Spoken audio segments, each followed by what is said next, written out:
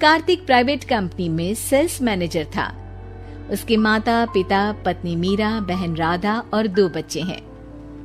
एक दिन मीरा कहती है, कार्तिक, बच्चों के स्कूल में एनुअल फंक्शन के लिए 2000 जमा करने पड़ेंगे। अरे अभी कुछ दिन पहले ही तो 10,000 जमा किए थे ना। हाँ, वो तो फीस और प्रोजेक्ट के पैसे जमा किए थे। अभी तो अगले महीने एडमिशन फीस और किताबों के पैसे भी जमा करवाने पड़ेंगे। 40 से 50,000 का खर्चा है। मीरा, इतनी तो सैलरी भी नहीं है मेरी, ऐसे कैसे काम चलेगा? तो मैं क्या करूं?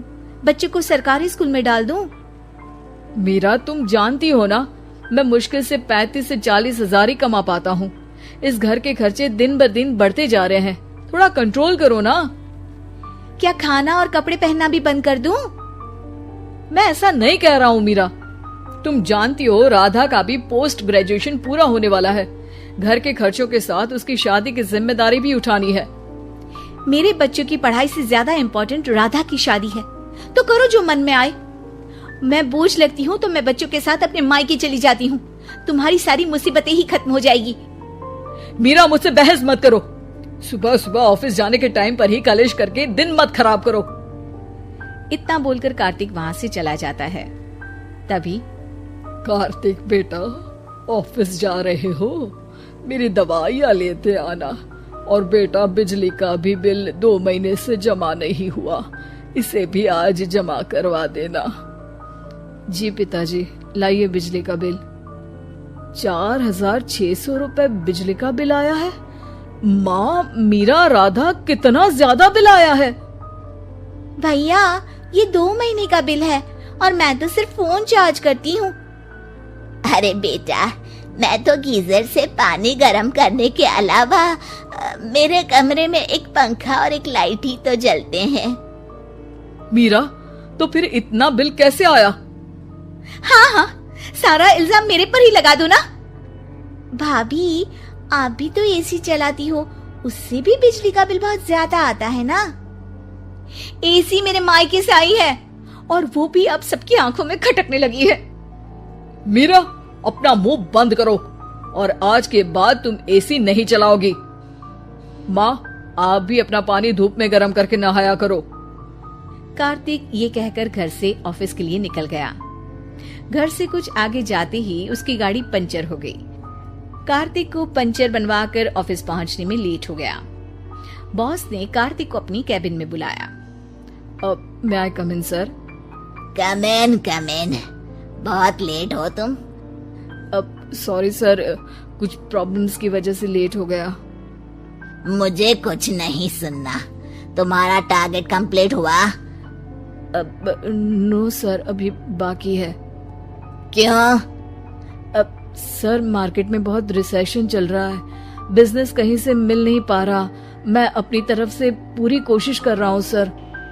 मुझे तुम्हारी कोशिश नहीं चाहिए, मुझे बिजनेस चाहिए।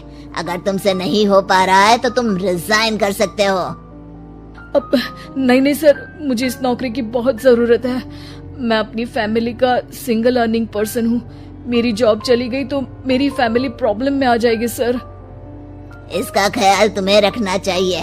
जाओ यहाँ से, और बिना बिजनेस लाए मुझे तुम अपना मुंह मत दिखाना।